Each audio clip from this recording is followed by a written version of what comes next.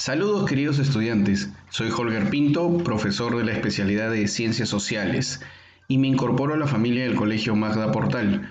Les doy la más cordial bienvenida a nuestra aula virtual y en la presente sesión trataremos el tema Los inicios de la historia.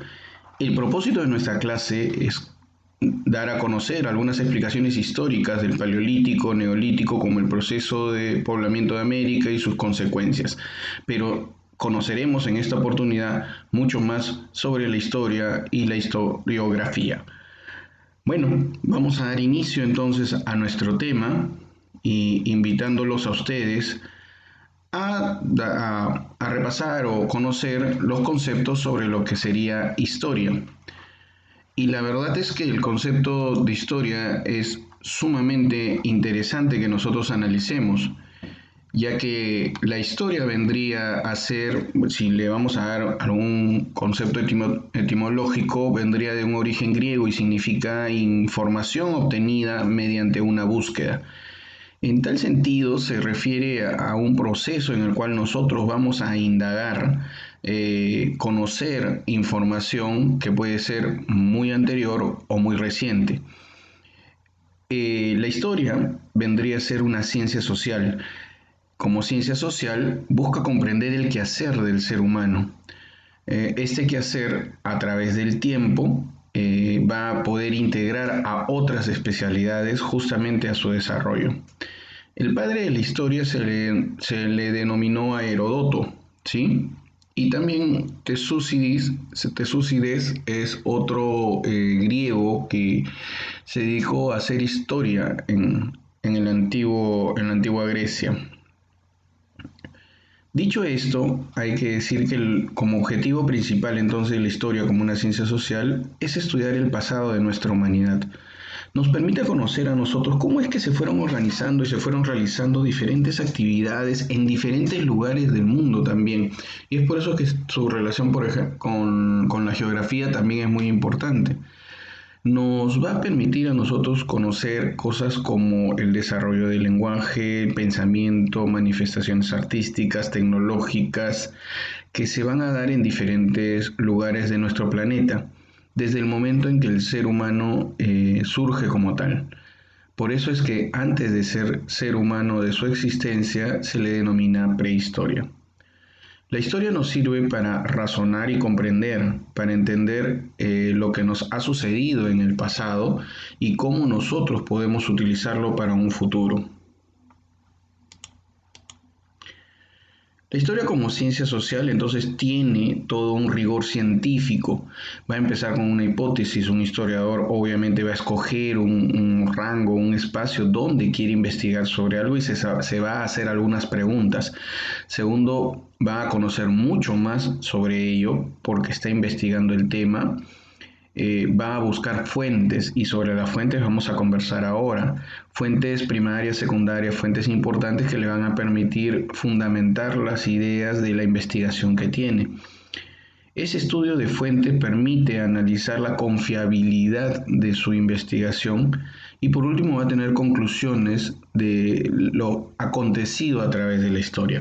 Y esto es importante que nosotros lo hablemos porque dentro de esta investigación nos vamos a dar cuenta que la historia va a ser una ciencia que no está independiente o está sola, sino que es interdisciplinaria. Quiere decir que hay otras disciplinas de las cuales depende o necesita para poder tener información. Por ejemplo, la geología.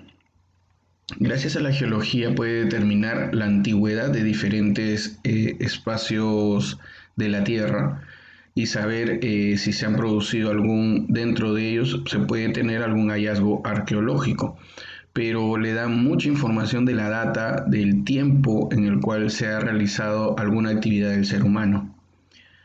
La epigrafía, el estudio de las inscripciones antiguas, de jeroglíficos que nosotros podamos observar o escritura cuneiforme, etcétera.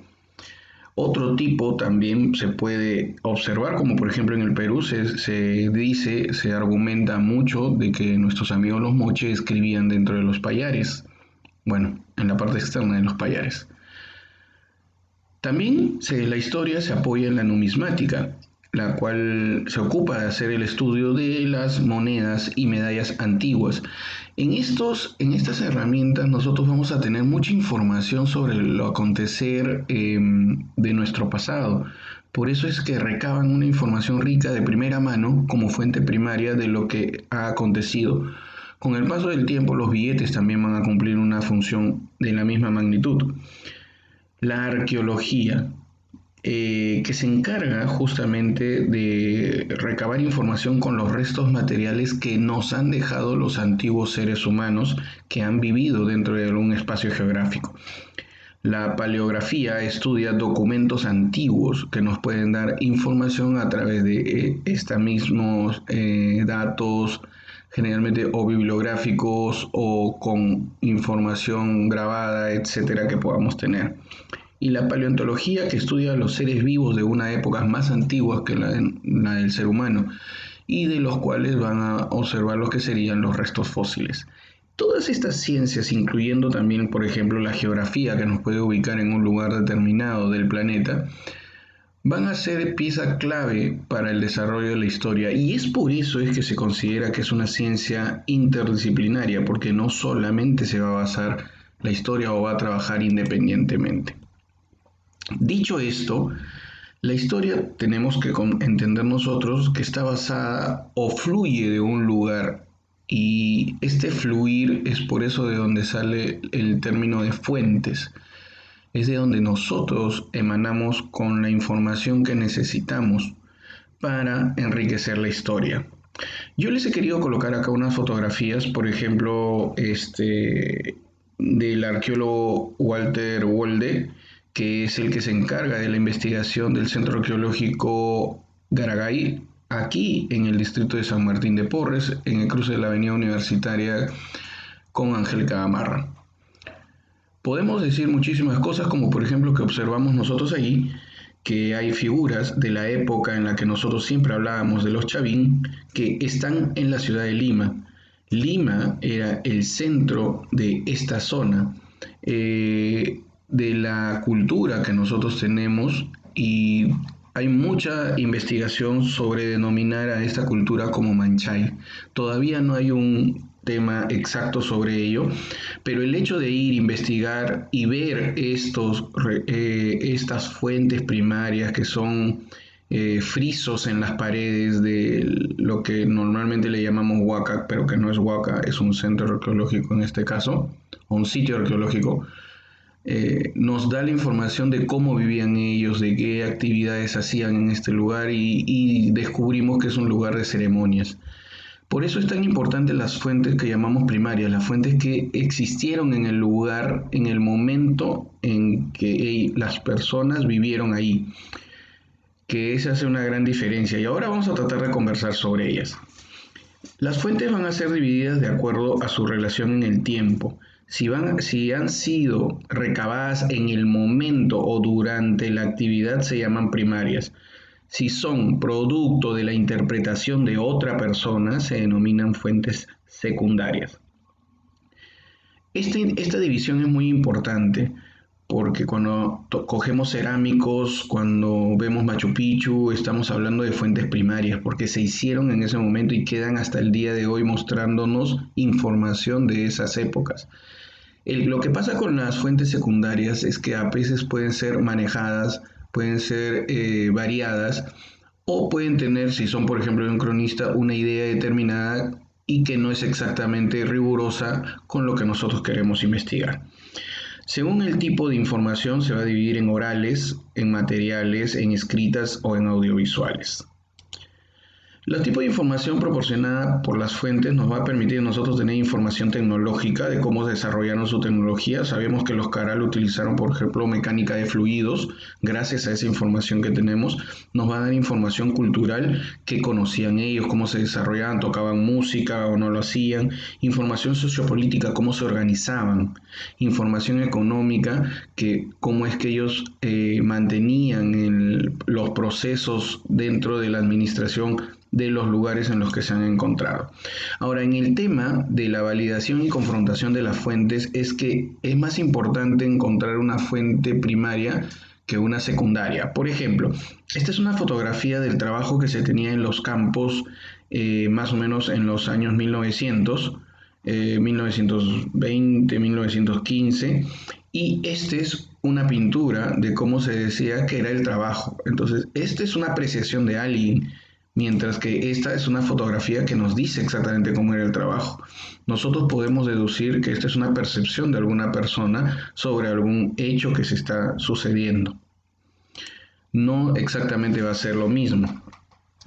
También ha existido manipulación de fuentes. Acá vemos una foto de Lenin en la cual vamos a encontrar a Stalin parado al costado y que Lenin mandó a modificar y retirar para que él no se encuentre en ninguna de las fotografías en las cuales a través de la historia se mostraba a Lenin en Rusia. Esto es interesante porque existe mucha manipulación de las fuentes, la gente la modifica a su bienestar. Por ejemplo, esta fotografía de un relieve muestra a guerreros asirios en una lucha con los elemitas. Fueron luchas, hazañas bélicas, las cuales realmente es una visión de una persona, no es exactamente lo que puede haber acontecido.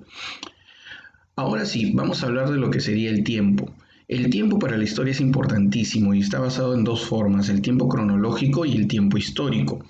Para la historia, obviamente, el tiempo cronológico es el medido por el reloj y diferentes tipos de herramientas como la crecida. Acá en esta oportunidad que les estoy mostrando, donde el agua caía a cierto tiempo y podías medir como hoy en día utilizamos los relojes.